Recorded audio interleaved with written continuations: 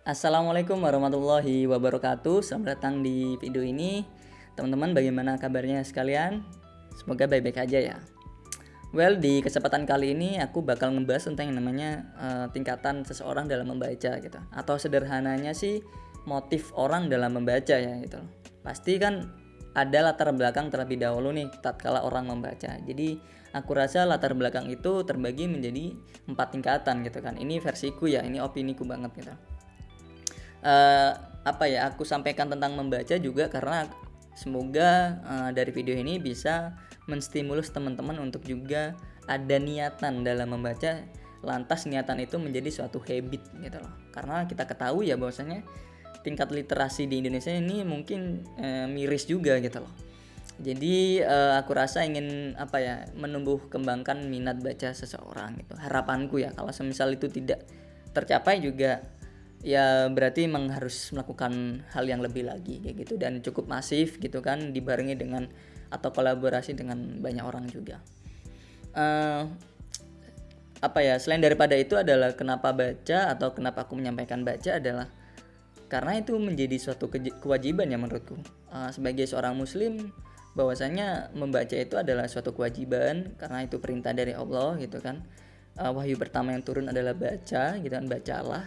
Sehingga aku rasa membaca ini adalah ya instruksi secara langsung gitu loh dari Allah kepada umat manusia. Dan jika lo ditelaah, membaca itu adalah suatu kebaikan gitu loh.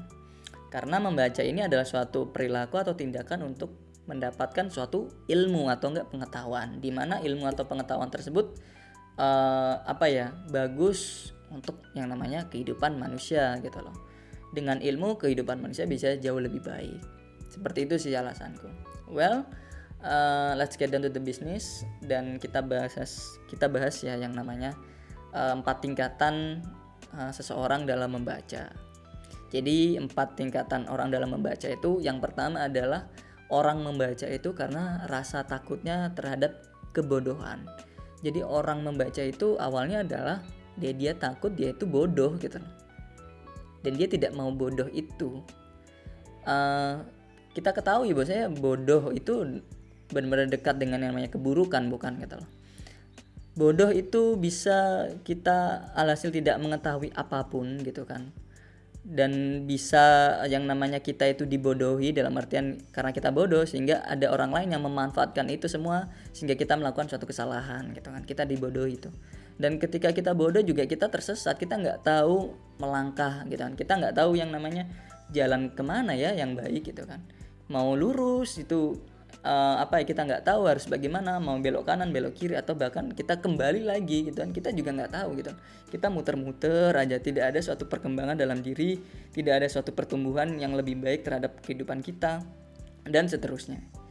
Itu keburukan itu akarnya adalah kebodohan itu gitu kan.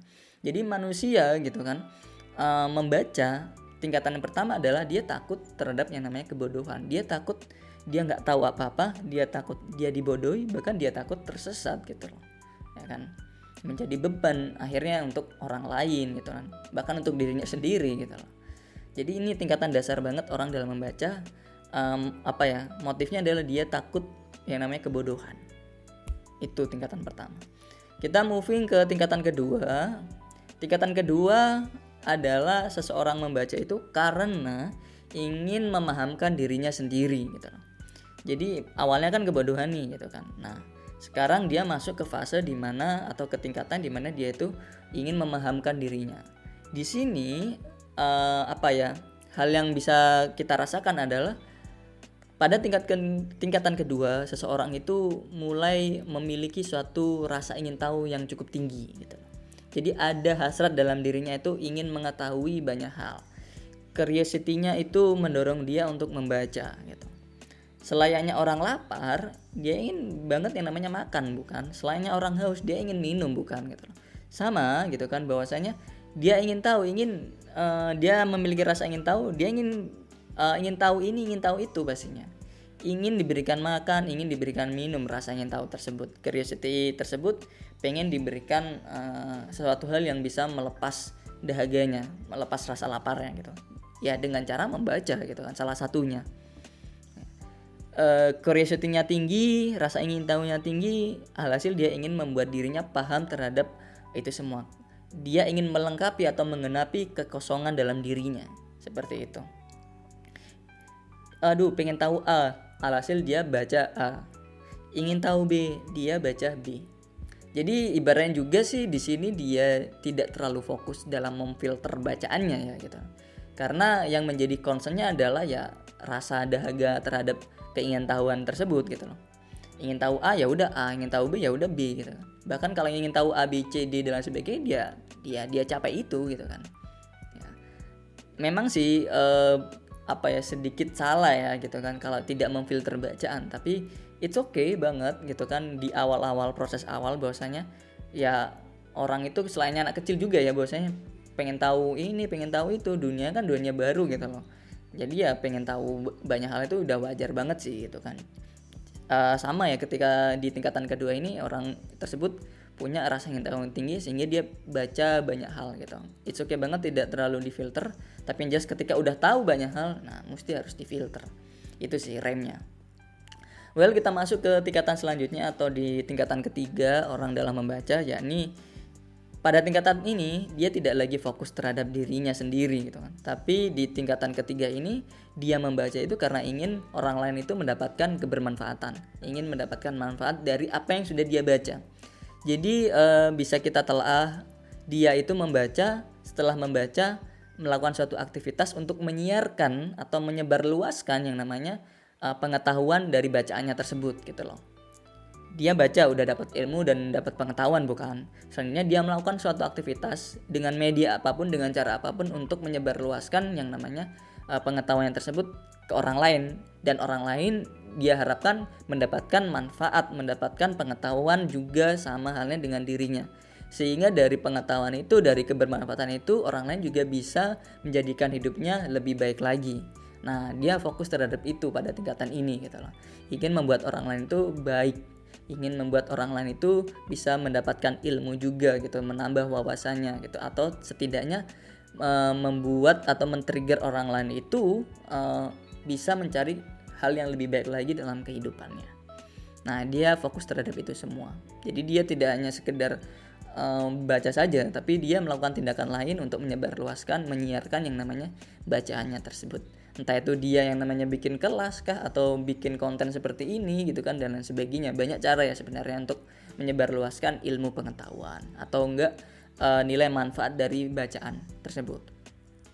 Well, langsung aja kita masuk ke tingkatan yang terakhir, adalah tingkatan orang yang membaca. Yang terakhir ini adalah dia tidak memfokuskan kepada hal yang beraspek duniawi, tapi dia udah berfokus kepada aspek ilahi. Dalam artian di sini adalah dia membaca itu karena rasa imannya kepada Allah Subhanahu wa taala gitu kan. Sebagaimana yang sudah aku mention di awal bahwasanya membaca ini adalah salah satu kewajiban gitu kan umat muslim gitu kan. Karena karena membaca ini adalah tindakan kebaikan, kebenaran, karena dalam rangka untuk mendapatkan yang namanya pengetahuan, di mana pengetahuan itu adalah amunisi untuk yang namanya berbuat ataupun berkehidupan yang lebih baik. Seperti itu kan. Nah, karena ini dasarnya perintah Allah, makanya dia melakukan itu kewajiban yang mana sudah ditetapkan oleh Allah Subhanahu wa taala gitu loh. Jadi dia membaca karena emang udah itu perintah Allah, dan sekaligus juga dia yang namanya ingin mendapatkan perhatian dari Allah, ingin mendapatkan cinta dari Allah, ingin mendapatkan ridho dari Allah, dan juga ingin mendapatkan yang namanya keberkahan dari Allah gitu loh. Ya kan, semua hal ini kita bisa sukses dalam melakukan ini, lakukan itu, mendapatkan keinginan ini, mendapatkan keinginan itu ya karena Allah ridho dengan kita dan dia ingin mendapatkan itu semua gitu loh. Ya memang sih tidak semua konteks duniawi dalam keinginan tentang duniawi, tidak, tapi mungkin dia ingin mendapatkan yang namanya surganya Allah gitu kan. Yang jelas ini konteksnya udah spiritual dan udah ke konteks ilahi gitu loh.